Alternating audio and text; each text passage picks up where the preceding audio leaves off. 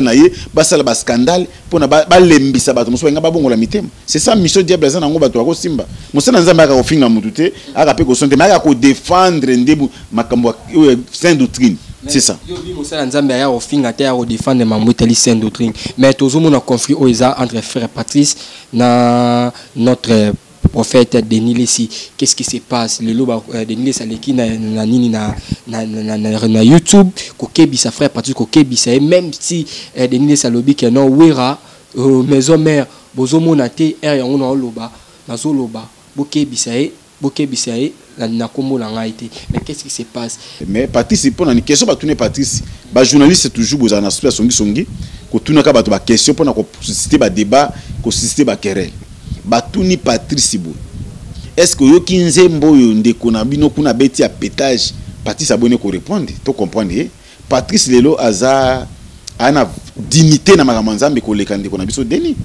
Tant batuni un pet na bo ndembo komi pétage et makambo nzambe za na kati ya pétage on ate nini. Tant ba ko tuni deuxième question sur na journaliste na chaîne musu différent abi que non est-ce que pasteur baza na kati ya ba studio Patrice a répondre bo. Avant que Moutouaz no moyembi ya mbela nzambe il faut azali boso motei mbete quand ça stade de numéro côté formule ba mise ba tondisa ko ba mise pour faire nona mokili eza quand même formule ya salaki tongi to tolo ba makamususu ba tolo ba vérité musu ba to ba ibi awate atondisa stade par rapport à quoi mais dès que aussi maka bible akweka pour biso da bagadia du saint doctrine yo kasika patisa na komona même ngano lo ba natanga komona natanga komona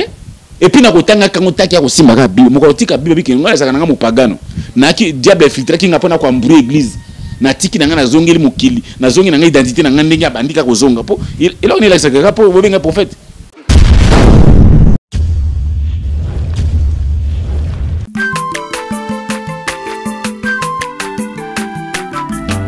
Azamwana motote po akosangai abongwa ni pete le Nazarien, le Nazarien, le Nazarien, le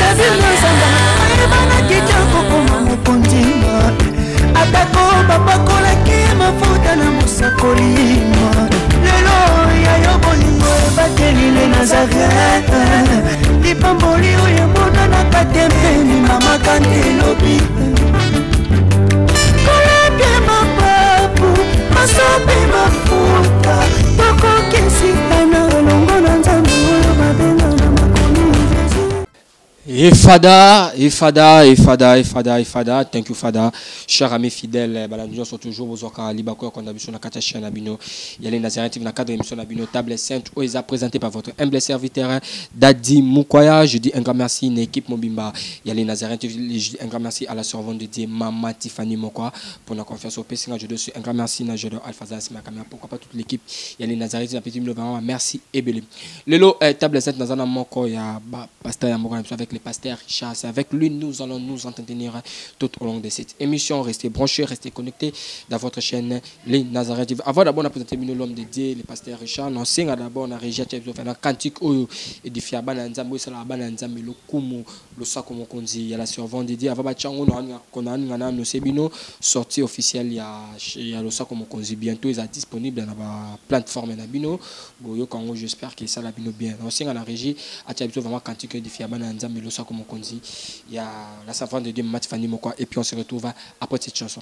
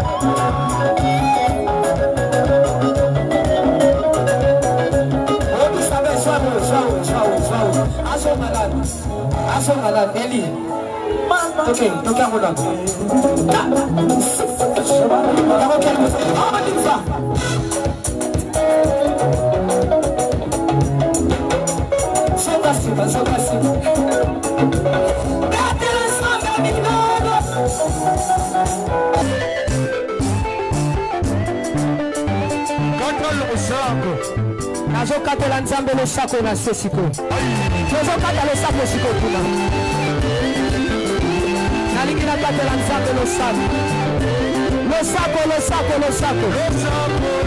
Le sako awa. On y va, on y va. Allez, katela, katela, katela. Allez, tozozonga siko, tozozonga bu. Tozozonga bu. Tozozonga, tikela katela. Tikela katela.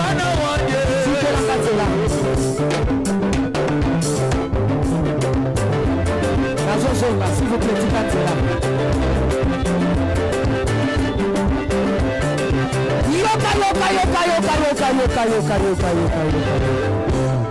Olingi libar,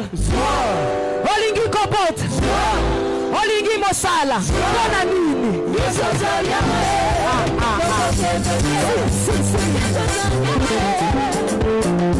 On a bichon, ça le plaisir, on a Philomène Moukoya Motema Bivens. Deux mots depuis Londres, c'est ce plaisir à celui qu'on appelle 3 fois boss, Jack Pro. On a bichon, le sort comme mon compte, on ça la rend vraiment bien plaisir. Le lot, si j'ai bichon tout le solo, il y a ma mousse se passé dans 4 église, il y a ma mousse se passé dans 4 bana nzambe, na ba serviteur na bango. Tout le lot tout le monde a conflit entre les prophètes de Nilesi dans notre pasteur, comme pasteur déjà notre frère Patrice, veuillez m'excuser, notre frère Patrice, tout solo vraiment la confiance, d'abord qu'est-ce qui se passe dans quatre confiance pour la nini, bana nzambe ba komi ko leka na ba réseaux sociaux comme on dirait lié, il y a retrouvailles na ba pour ko étaler ba conflit na ba ko leka tout le monde qui va propos de pasteur Denis Saluka qui akebisa ki frère Patrice akebisa ki tout le monde peut faire participer à l'obaki tout le monde peut sous notre Josué taper à l'obaki na notre prophète Denis qui commis comme ça na abcc mais tout le monde peut frère Patrice obi que non so niveau te ya osa ila nzambe te ya nzambe il faut un musicien. Bon, c'est avec le pasteur Richard que nous allons nous entretenir. Il y a des façades de tout. Qu'est-ce qui d'abord qui se passe donc directement au PSA Malouba. Bonjour l'homme de Dieu. Bonjour mon frère Dadi et bonjour na abonné na biso ya Nazareth TV. Bobo mesana kolanda biso vraiment na pesi bino ba bonjour et puis na pesi bonjour na ngana Amani Bongo depuis États-Unis. Et puis na kena Suisse na Lausanne na moni Sir Pichu na Bongo na pesi ba bonjour. Et puis na Belgique na moni Sir Gracia na pesi ba bonjour. Et puis na pesi bonjour na toujours na Belgique et pas ya pasteur Kiala na maman Mariti na pesi bango ba bonjour bisque bazwami. Et puis na pesi couple Simon qui volo toujours na Allemagne. Et puis maman Isabelle na papa Florine na pesi bango toujours bambote. Na France na moni c'est Laili Benga. Et puis maman Brigitte na pesi bango ba bonjour. Na Canada na moni c'est Linda. Et puis na Londres na moni Evangeliste Mbala na moni Frère Jackson na pesi bango toujours bonjour bisque bazwami na Israël na moni Frère nanga Alain. Et puis na bande ko nyoso ba ebinga vraiment tema bozebele na pesi madame na ngai na ba na nyoso vraiment na pesi bango bonjour. Merci vraiment l'homme de Dieu babi, toute chose commence par la prière, on peut pas commencer cette émission sans prier moi quelques minutes par rapport à téléspectateurs au Bolanda Bichon en ce moment. Yahweh to pesi merci aux alinzambe o ko bongo na kati Seigneur. Yo zali le lolu pe libela lina libela na libosu non nzambe musa zali te pe na sima non nzambe musa ko zala te bobele yo Yahweh tika yo orenye siècle na siècle Yahweh na recommander émission na maboko na yo tika molimo santo inspiré biso afin que makamoto koloba ezala pona ko édifier ba Eli na yo bazali éparpillé à travers le monde lokumu kembo masanjoli honneur et gloire puissance saison ngapa na yo na kombo na Yesu Masia wazali Seigneur et Père sauveur to bondiri pe turobi amen. Amen, l'homme de Dieu. L'homme de Dieu, tout comme maman a sujet autour de Nicolas Lolo. L'homme de Dieu, nous d'abord, il a défensé la doctrine. Il a défendu la doctrine. Mais le lot, basali anzambe, bino basali anzambe, bo commissaire réseaux sociaux. Le col a lié, il y a retrouvé na bino ou étalé, ba problème na bino ko lekana ko fingana bino basali anzambe. Pourquoi comme ça réseaux sociaux ici comment vous évangéliser le banzambe vous évangéliser ba bon la moté ma to commis et comme il est contraire réseaux sociaux comment lié ba pasteur ya RDC et comment lié na bango ya ba conflit au monde omninga pasteur zo bima finga o omninga pasteur zo bima kuta finga o qu'est-ce qui se passe d'abord na katia basali ya nzambe na katia ya mboka na biso RDC. Bon il oyo ki ko retenir na balandi na biso je crois que mission bato balanda biso baza ba docteur balanda biso ba docteur à ministère o ba traiter bato tout ba tongate ba docteur balanda biso ba apôtre ba prophète ba évangéliste na ba pasteur ya solo ba nzambe aponi o ba memaka bonne nouvelle pour na ko édifier bato ko défendre la sainte doctrine. J'espère que balanda la chaîne oyo parce que za chaîne oyo et moi mikole belé ba mbule belé bilongo pe biso ba moni yangonde eza chaîne oyo parmi OP bimisi biso na nzela internet. Je crois que bato balanda biso bebi ki pasteur chaîne na fingate mais tu as ko défendre ba valeur tu as ko boye ba anti valeur ezo kota na kati évangile pour na peuple ba fongoma miso. Peut-être na zu grâce na comme Europe na te na comme États-Unis te Asie mais na nzela internet bato baza édifier pe bato babongola mitema na nzela ba prédication na biso bazali. Mais là ko retenir na bato balanda biso ba retenir que non les autres tambola na ba vrai serviteur na ba faux serviteur. Un vrai serviteur c'est quoi ya ko défendre la sainte doctrine à ko défendre ba valeur à ko boya ba anti valeur na kati évangile. Mais so moni un soi-disant nobi que un pasteur peut-être ba passer à Satan ba prophète à Satan bazali so moni pasteur ko luka toujours ba querelle ba division ko soit na mbala moko comprendre que o aza ba pasteur ja baza ba pasteur à Matthieu chapitre 24 verset 24 ba faux prophète ba koya pona ko séduire ba nyonso ba le kana internet mingi ba faux yango mona ka assemble pona mutu tindana no action de grâce mutasali boy ngasa o mona ke foi ko batika jour faux tu ba kitozo toi que diable antéchrist a travaillé déjà bien qu'antéchrist ça n'a pas sauté antéchrist ça ba adepte naï ba oyo ba travailler na trois esprits mais qui na ko dragon trois esprits puis na Apocalypse chapitre 16 12 13 à 14 Apocalypse 16 13 à 14 trois esprits puis on a déjà qu'on s'est manifesté lelo ya odo mona que non bino bato bino nga basena nzambe ça passé bino bato musubi nga ba prophète ba évangéliste ba docteur bazate nzambe bangote eza ko nga pasteur chana biki non na za ministre ya communication na gouvernement Congo est-ce nga ba no na gouvernement avant comme ministre kuna tango président zo ki mandat na ye nde azo sala ba former gouvernement nde ba ko tia yo ki no ministre sport au ministre économie mais yo gouvernement ebioté tango fa na ndako no biki no nga za ministre économie mais na conseil des ministres okota ate ndengo moni basali musudu benga basali nzambe mutatia bango te nzambe mutabenga bango te jamais pe makamona bango te la nzambe te parce que nzambe misu na ezali vers basalo ye moko apona na kacha volonté na ye ba oyo akosaka bango aval ki ba a former bango na libumo mama na bango ozomona mais bo ba kotisa ba mburier pona ko mburier diable a formé catégorie ba serviteur moko boye boya ye po ba ko sa ba scandale et le mbisa bato ko bon moi lelo bato ba na biso belé ba ko mosamba na bandako poni ba ba ko na ba église pour scandale ça na Congo te monde ati na minute évangile ça na scandale eza mission diable misi ba style na ye ba sala ba scandale pona ba lembisa bato moso nga ba bongola mitema c'est ça mission diable ça na ngo bato ko simba mosana nzamba ka ofinga mutute aka pe ko sonte mais aka ko défendre ndebu makambo sainte doctrine c'est ça yo bi mosana nzamba ya ofinga te ya ko défendre mamuteli sainte doctrine mais tozo mona conflit oza entre frère Patrice na notre prophète Denis Lessi. Qu'est-ce qui se passe le loba Denis Lessi aleki na nini na YouTube kokebi sa frère Patrice kokebi sa même si Denis Lessi alobi que non wera maison mère bozomona te er yango na loba nazo loba bokebi sa na kombo la ngaité mais qu'est-ce qui se passe to moni to yebi que non auto wera son azan de ko ya frère Patrice malgré ndungu eza entre Denis Lessi na frère Patrice baza ba religion mo baza ba chrétien pourquoi pas ba ko na privé ba bongisa mais ba na réseaux sociaux pour na ko kebisa na ko finga na qu'est-ce qui d'abord qui se passe so le big conflit entre ndeko na biso Denis na frère nanga Patrice ngoy mosoko conflit ezate mais on a eu ba que non Patrice Ngoyi Mosoko aza mutazo défendre ba valeur aza mutaza ko défendre le christianisme valablement par rapport à ndeko na biso oyo tangi komba Denis soit disant prophète mais Patrice pona ni question ba tourner Patrice ba journaliste toujours boza na situation songi ko tuna ka bato ba question pona ko susciter ba débat ko susciter ba querelle ba tuni Patrice bo est-ce que yo kinzembo yo ndeko na bino kuna beti a pétage Patrice abonné ko répondre to comprendre Patrice lelo aza ana dignité na makambo nzambe ko lekande ko na biso deni tant ba tunyo un pet na bo ndembo komi pétage et makambo nzambe za na kati ya pétage wana te pour na kati ya pétage ba mbeli nzamba pesanga mama tina na tina kimonzemba malili nzembo nzamba za na kati wapi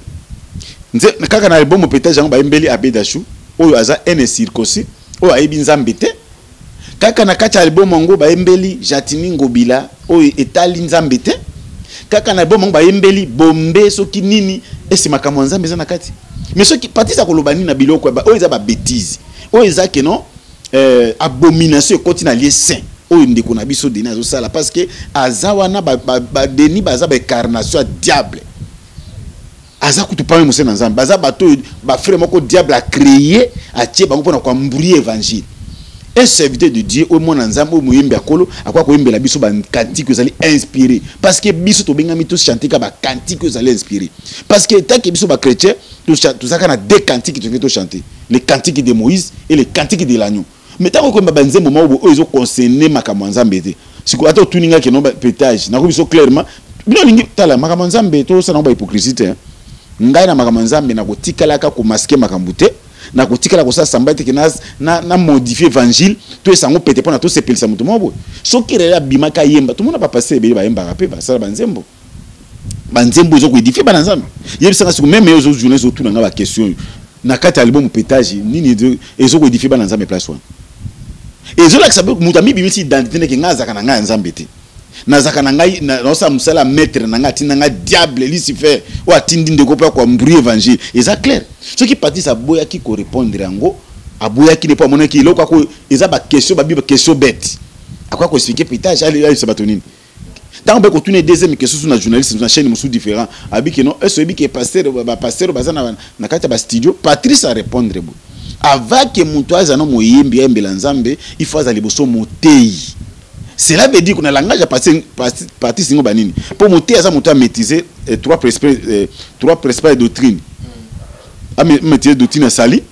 à maîtriser doctrine il y a christologie, à maîtriser eschatologie. Vous voyez maintenant, monter à vendre ici doctrine, monter à vendre ici parole. Tant qu'on menace au yemba ko yembe la biso inspiration. Nde to mona ka bande ko biko bato ko ba deningonde. Ozoka mutu azoyemba banzembo osantiki oui et même na prisa sa kolo toza bato ko ba couple boulot bata bazoyemba banzembo osantiki bato baza inspiré toza bato ko ba kunda sister toza même bandi ko na biso ta ba loro mbongo osuke ba oyemba banzembo za ko édifier ta bazoyemba na ba premier album na bango zoka ba chanson lokola kolozali mokonzi nanga nini lisu tokoki kosala Gologota nyonso ekokisami otalisi bonzambe na yo abazo yemba doctrine asali ozo comprendre bato ba matina dimanche na tourna nzambe baza inspiré banzembo bato ba bongola mitema tozo bato na soko ba renomvu milelo zana na Suisse na pese mbo de bisika zali banzemba na ko yemba yembela nzambe na yo oh ya ya yembela nzambe na yo azali mokonzi bama papa batiki kolangwa baye na Yesu kombo na Yesu ekumama osoka banzembo ezo mema bato na présence nzambe boyebisa ngai na eloko satan ko bimisela biso satan ko kani na côté so ngati église to lo baté parce que tozo banga deni parce que deni nde évangile bandina na pas deni évangile bandi pas ba congolais to tikali ko défendre ba valeur au parti ça défendre kabi que non avant yemba faut la monter bon si réellement parti ça tant combat motuté si réellement biso bino Congo bobi kende ko za monter non nde bino benga prophète à nation la tondi sa bastade d'abord prophète à nation atana biso azate tondi sa bastade côté bon na ni fallait pas tondi sa bastade ça semble là hein oui la tondi sa bastade beta bastade so deux fois trois fois tondi sa plein jiba tondi sa stade oui batondi sa mené atondi sa vita imana batondi sa renaissance na vita batondi sa vita imana mazembe batondi sa ba policier batondi sa bazana nzambe te bato songa tangelo na bana nzambe te côté sa stade de numéro te formule ba musée batondi sa ko ba musée pour faire na mokili eza quand même formule ya salaki tongi to tolo ba makamusu su ba tolo ba vérité musu ba to ba ibi awate atondi sa stade par rapport à quoi côté sa stade du maté uzana na tangelo bato imana na vita bazana nzambe kuto ava beta ba match ba kende pa mort kuluka ba gri ba tondi stade ba politicien ba sambela ba médecin na tangeli on na za chrétien ba tondisa ba stade on a plusieurs fois. Est-ce que tous ces stades qui mutu na Nzambe loin de là. Patrice a défendre ba doctrine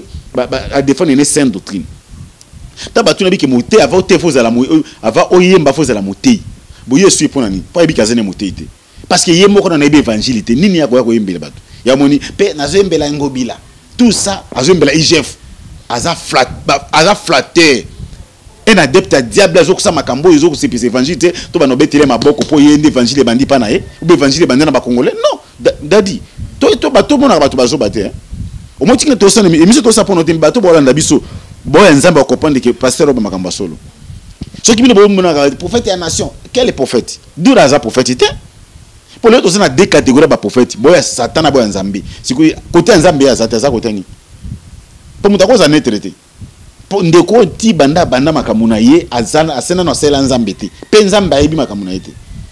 alors mutabutango ina évangile ko ba fitilité na ye to partir ça kensiango po azobanga ye akobi ça partir par rapport à quoi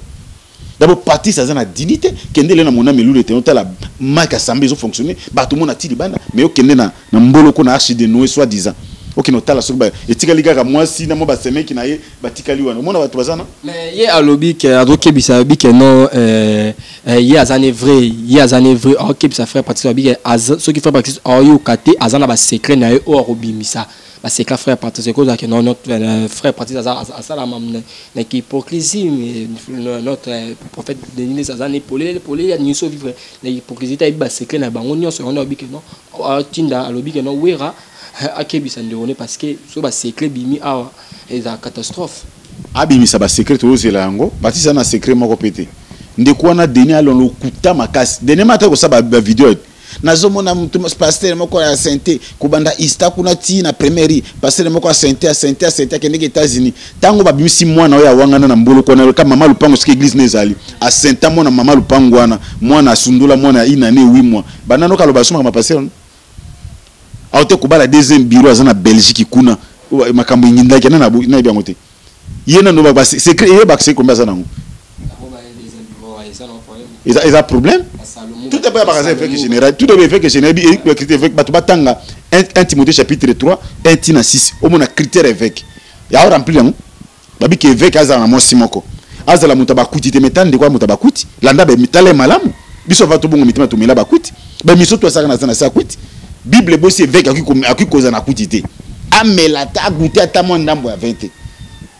et avec azana mo simoko azana réputation malamu ay ba ko ba paya yese ndiko sa réputation malamu selon 1 Timothée ba pona ba avec 1 Timothée chapitre 3 verset 1 tina 6 akotanga ayatanga ngona soka ko rapeta condition moko ya cause avec tout ça ma manza na sentiment mon frère tout ba est-ce que Aizali besika bezali évangile azana secrètement oté là ezaka ba intimidation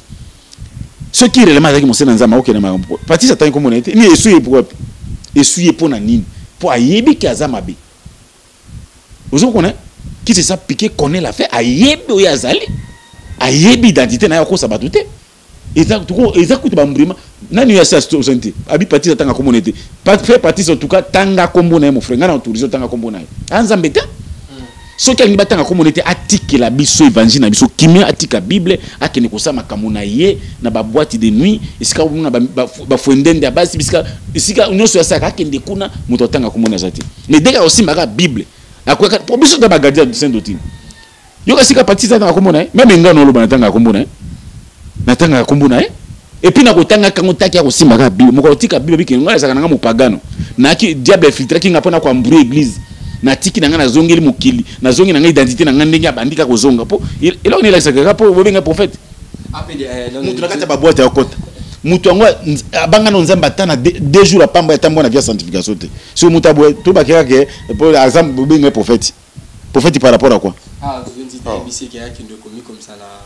ni na ba misi chrétien ou akebisi pe nzo nzita bi ba petcho na la mninga na été il est d'abord anti-valeur tout ça clair anti-valeur pour na Congo pour na prophète anti-valeur pour l'évangile anti-valeur pour na mboka na biso Congo mais mko na biloko aloba na ezabilo ya sali denema c'est miracle à cause à sombi pai akati pai na achango ba super glue akoti sous-vêtement akati buke option ko zaka pai sikana ba wona biloko mobo pour bino fandi na été so fandi no koyeba bien hein lokwa bino moneka musika zo loba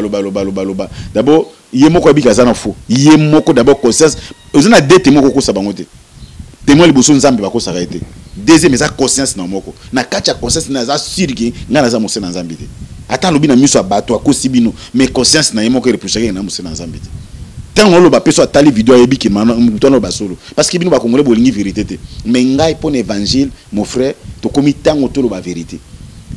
soki mutazo respecter parole te respecter saint d'autorité yiba ki bisto ko bela po Jésus moka dénoncer ba pharisien na ba scribe yaza parmi ba pharisien na ba scribe bato balakisa bato aparasi ki baba sali mais na kati na yebi ki na nga lura vise ayebi ki na za na nga nzambe te ayebi nini ko eza ko ba mbrima ba disa nani ya asoni na ite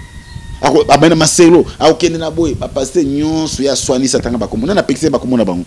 Patrice akotanga bakomona sanga tanga yango na buzobo ya osala na kati évangile po azungisa bandima kolo sima bokola akufela tokotanga ka kombo na ye mokola kotika bible zongi makamboni abanosa kala wana oya kubiba longoli couverti parce que ça couverti osala asa musena nzambe te mon frère musena nzambe bakoyeba ye na ba fruit na ye tato komi bakoyeba mutu na bizaleli na ye musena nzambe za mutu douceur za mutu ba fruit ya Saint-Esprit selon Galates chapitre 5 verset 22 patience douceur même ça zo finga Jésus ba finga ye Jésus abikisi mutu abengani demo ba bengana kutu milima bena nguya Beelzebul ozomona benji miracle no nzambe kuta utali koloba bato bafinga bongo yoka mutu ozomona na kozana musina nzambe te to koloba te po tozo banga ye parce que tozo banga boloko parce que tozo banga liwa soki liwa ye ba potere polo bakangama basila bakangama Pierre akangama puis bakufa baliwa moko mystique pour na ko défendre vérité lelo fu biso to dadi faut to défendre vérité lelo pour comme la pe bano tozo bota lelo ba vérité tika na minoko na biso to ndima même que to se sacrifier même liwe ko ya me boloko ya mais to annoncer vérité parce que kolo musala pa benginga abane ko sa pharisien en vérité je vous le dis mozomona biso ko musanza maloba mensonge te si mama kambo ezali ke atika Patrice kimia Patrice quand même azaba bato ba cause so ba tieba on a Patrice ba pona Patrice pour Patrice ça na réputation ya bien biloko to lobana mutu to kana le passer na banka muni ya dia Patrice ayi biloko te mutu to vanga na bongo na mutemo na baneko mela masanga na mela bangi na zaki couleur de jipo ko saki ndumba to sala makoma be meta to komi ba to bongo mutema to komi ba to asika makama kaleleki o betela Patrice makama na kala po Patrice a kola place mon a été. Merci vraiment l'homme de Dieu, nous sommes vraiment arrivés à la fin de notre émission. Monde de la fin, numéro de téléphone rapidement tout chité. Monde de la fin zali bandeko bo teni biso rigérete biso toza ba défacer la sainte doctrine na bisa rabino to benga makapo na vérité.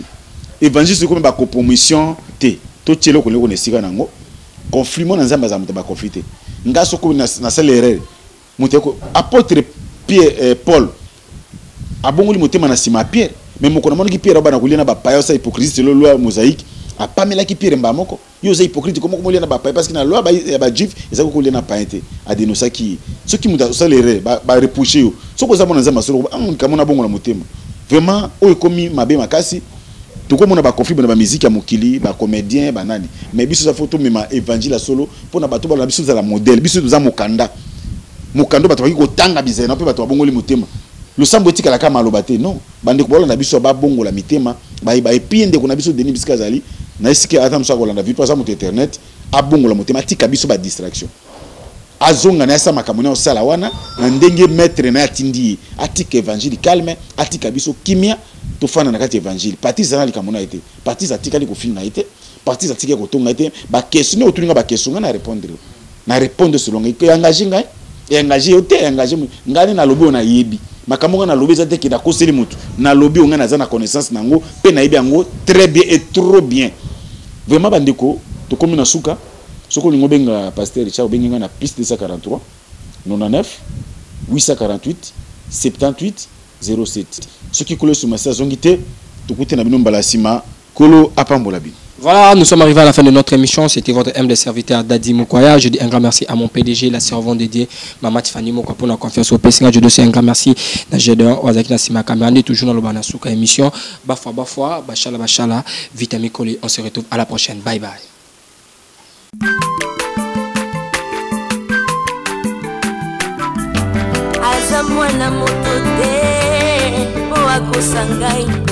Abongwani pete, boa wangana, Zambia le Nazarien.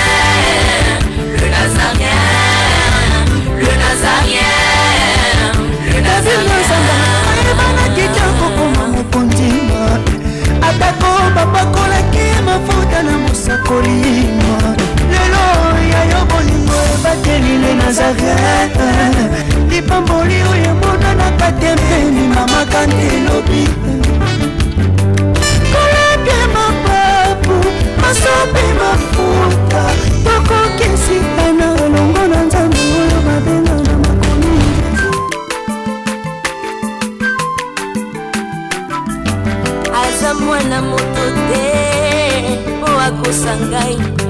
abongwani pete po awangana nzambe ya le nazarien